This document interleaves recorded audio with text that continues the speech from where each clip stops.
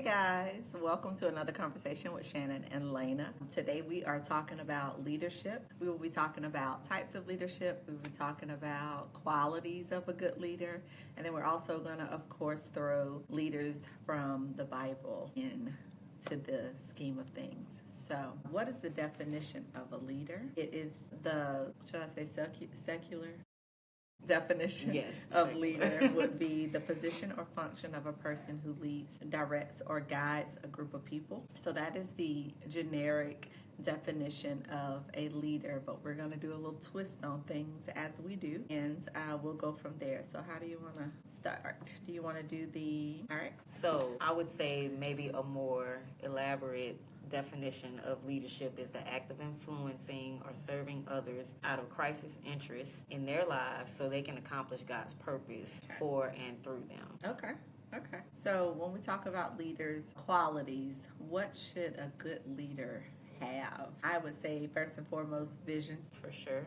Okay. Can't lead if you don't know where we're going. We don't know where we're going. Just, definitely vision, definitely knowing where we want to go, where we want to end up. And let me just put out there already, though, that a leader may know where we need to go, but not necessarily know all the steps of how we're going to get there. But they do have an ending point, would you say? Yeah, and that makes sense how we talk all the time about, no person on their own can accomplish. If you think about all the good leaders and successful people in the world, they didn't do it without a team. So while the leader may have the vision, that doesn't mean that they have all the skills they need to make that vision come to pass. So that's why it takes a team. So vision, I say, is probably one of the first things, because you don't know where you're going, you can't lead yourself or a group of people there. What about empathy? That's major. Because if you're leading other people, you need to be able to understand not only the skills that they do bring to the table, you need to understand them as a person to be able to lead them appropriately. Everybody's got different needs and styles. Just like there are different leadership styles, I think there are different leadership styles that work for the people that you're leading as well. I think when I hear empathy, I hear you got to be able to feel. Yes. You know what I mean? You can't just be, you got to be able to feel the people you're connected to get it done. I agree with that. What's another, you think? I would say integrity. Integrity. I was always taught integrity is doing the right thing when no one's looking. Yes, I agree. I don't know a better definition of it. Like, if you're going to do it in front of people, act a certain way, be a certain way, you got to hold that same standard when people aren't around. Absolutely. Okay, because you're leading by example. Right. Leading by example. But without integrity, you won't have trust. From people following you. So if you want people to follow you, integrity is a big deal. Don't be the do it. What is it? The do as I say, not as I do. Yeah. No, thank you. Yeah, we don't want that. No, thanks. Nobody wants that in leadership. And if you just think from a natural standpoint, if you work any type of job, when you find a leader that tells you to do something and you've never seen them walk that walk, you kind of feel some way about that. Who are you? What you saying? And parenting too. Yes. That's leading. It is. Parenting too. You're like, well, my mama don't do it. I ain't doing it. Right. This is a different generation. They're like, show me. Right. When you do it, I'll do it. And they're bold too, If I don't see them, well, he don't take out the trash. Why I gotta take out the trash? That might get you choked out. Right. But I'm saying, just do the thing, right? Let's see, delegation. Should they know how to delegate? Absolutely. Because when you're in a leadership role, whether you have a title of being a leader or not, I think this goes back to you needing other people to be successful with that vision. And you can't do it all yourself. So when you try to do that, you risk burnout, discouragement, and a lot of other things that may make you feel like, did I really get this vision from God? Is this really what I'm supposed to be doing? When in actuality, you may have just needed to ask for help, involve other people. That's good, because I think when we started, we just said that a leader won't have all the pieces. Correct.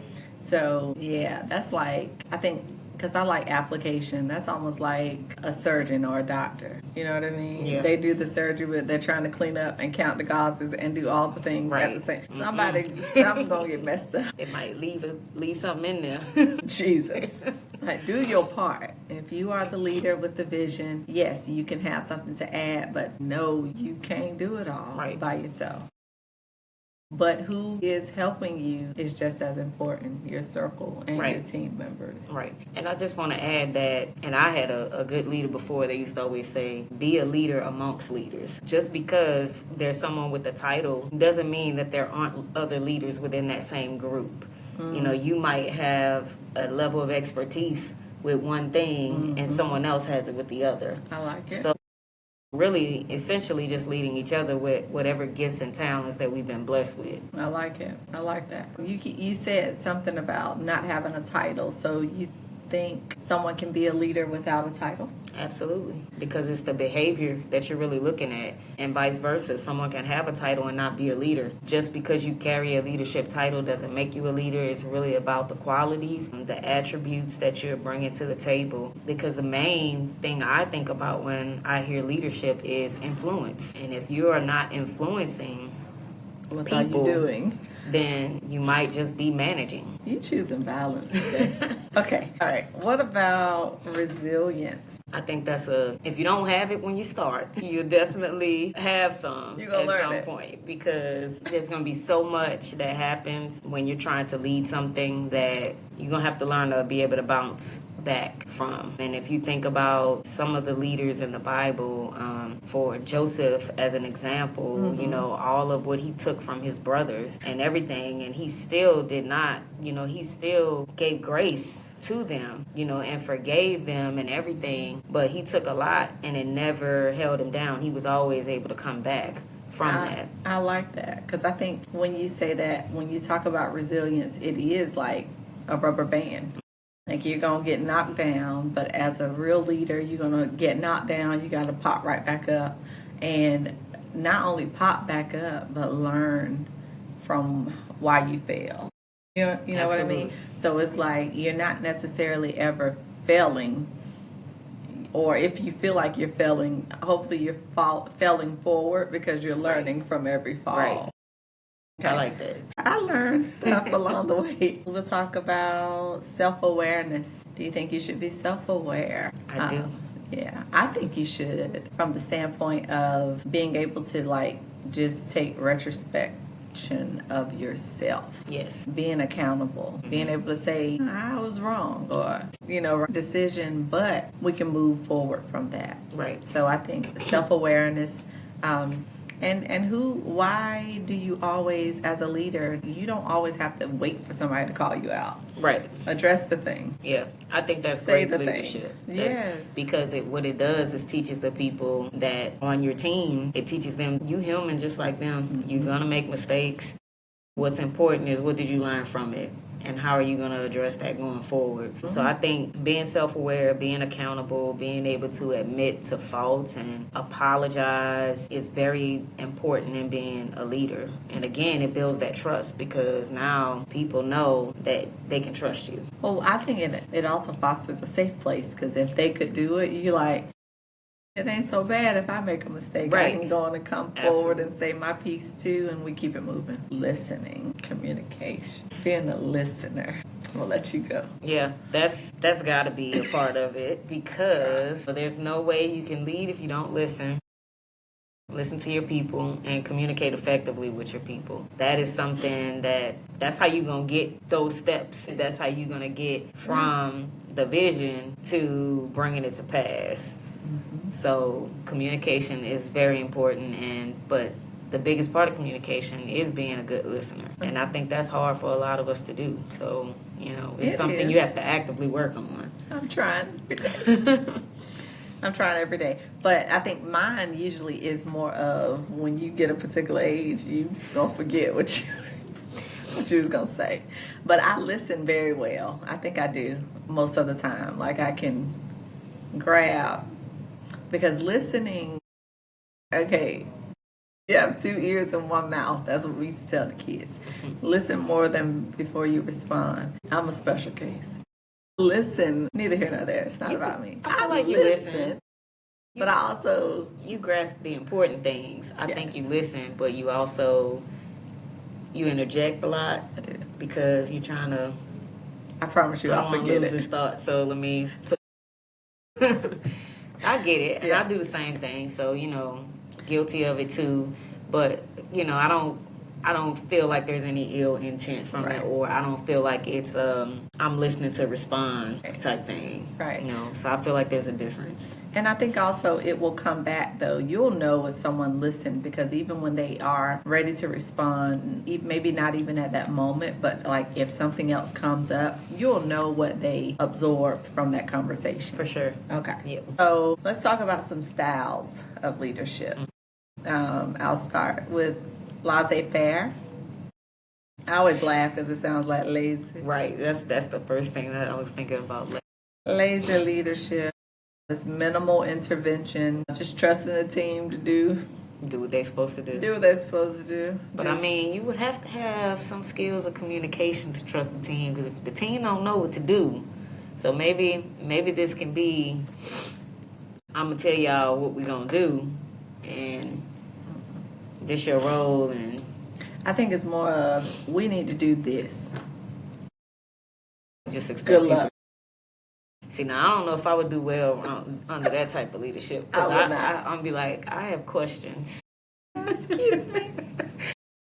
When does it start? Can I get a little guidance? I need this in writing. That would be my first.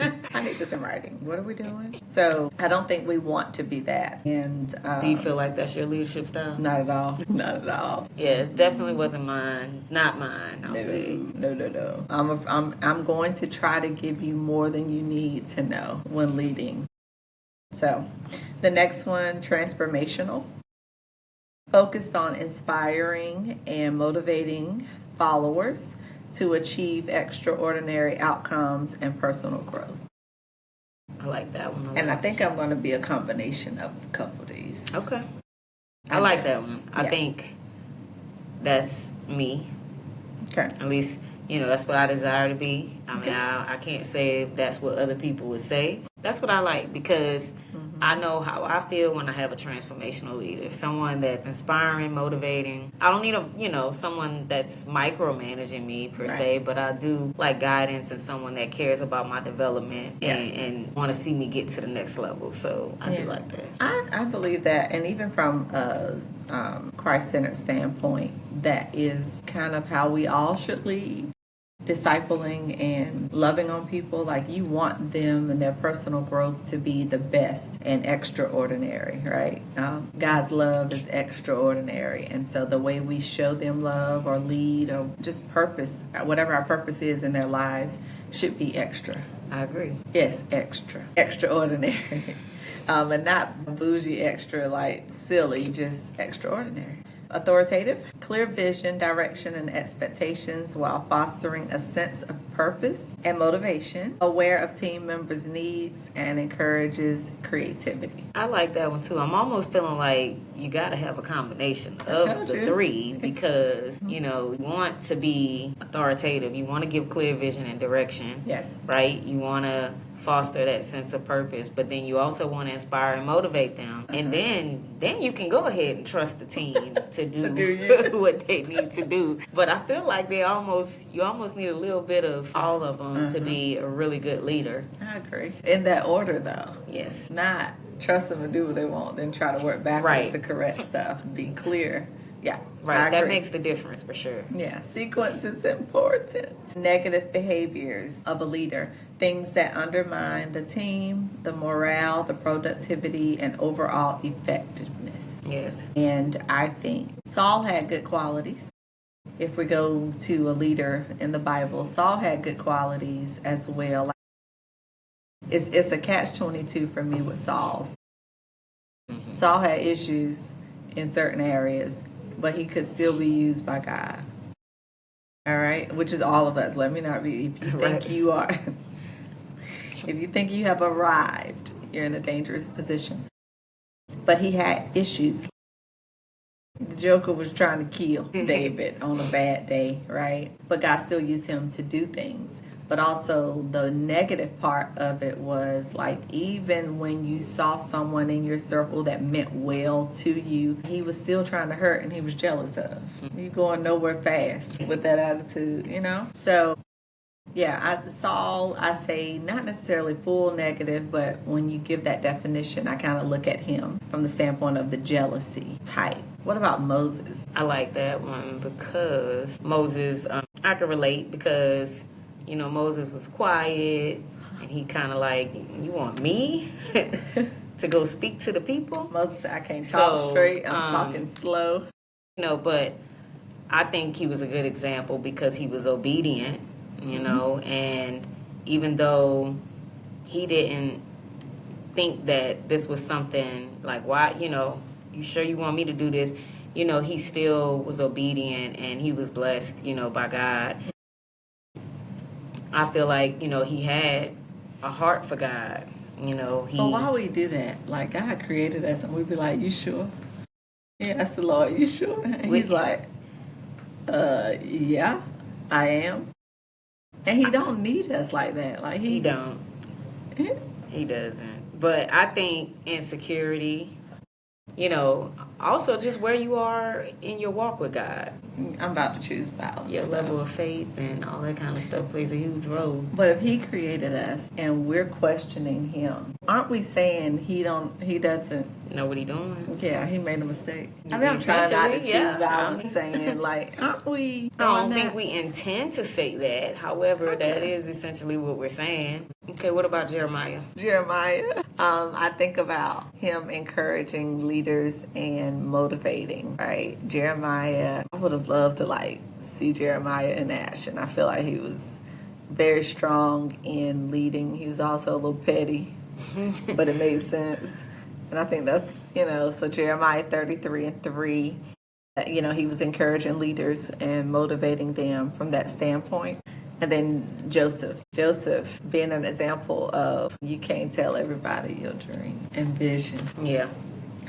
What do you think? I mean, it's still leadership. It is still leadership, but in leadership you have to have discernment. So that's another quality that's necessary. Even though you need to tell the team what direction we're going on. Yeah. Everybody on your team is not for you. They're not, you know. Your circle is important. Exactly. And so, you know, you can share the vision to an extent, but you have to discern and know who's for you. And that's why you got to know your people, even if you think about it from a natural standpoint. If you've ever been in a leadership position and you have employees or direct employees, you got to know you're going to have some employees that are going to be they have very good ethical practice, and you're going to have some that, you know, I can't trust this one with that. So maybe I need to, you know, that doesn't mean that in every situation they get kicked off the team. Right. You just got to know how to make it flow and what their strengths are. Exactly. And then the goal is, at the end of the day, you hope that your walk is influencing enough that if one of your people, if they're not in the right place, that the way you live will cause conviction that they will want to change. And that's what I look at true leadership as. And I think it is either going to shift people the way you lead, or it will, like you said, things that might be in someone else. Mm-hmm. They just haven't been woke up yet. Right. It's like, oh, wait a minute, I can do this. You're like, yeah. Some of the best leaders I've met have brought things out of me that I didn't know I had. And it hurt when they do it sometimes. Yes. Because you'd be like, they don't like me. God knows it wasn't always gentle, but you know, I mean, that's true though, you know. And so that's true leadership. A true leader is going to have the entire team's best interests at heart, even if they know that person heart ain't in it. Then we just finished. I think we should mention, and I think it's such a good book though for everyone, but I think it's a great book for youth and young adults. Young adults, yeah.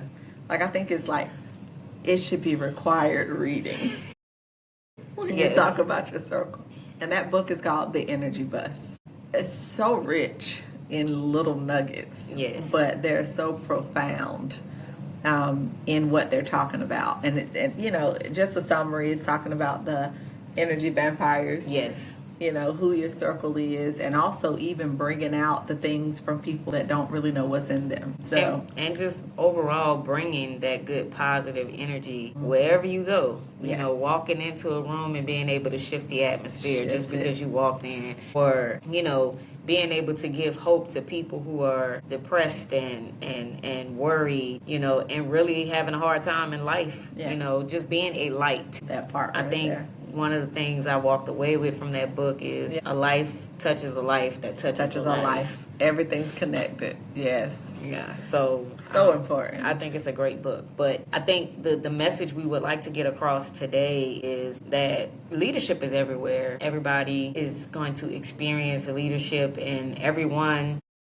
You may be a leader, whether it be at home, in church, on your job, in your circle of friends, whatever it may be. We're all leaders to an extent, but how you show up determines whether or not, you know, you're a good leader or if you're that negative leader that's, you know, undermining the team. And that's what we don't want to be, especially as children of God.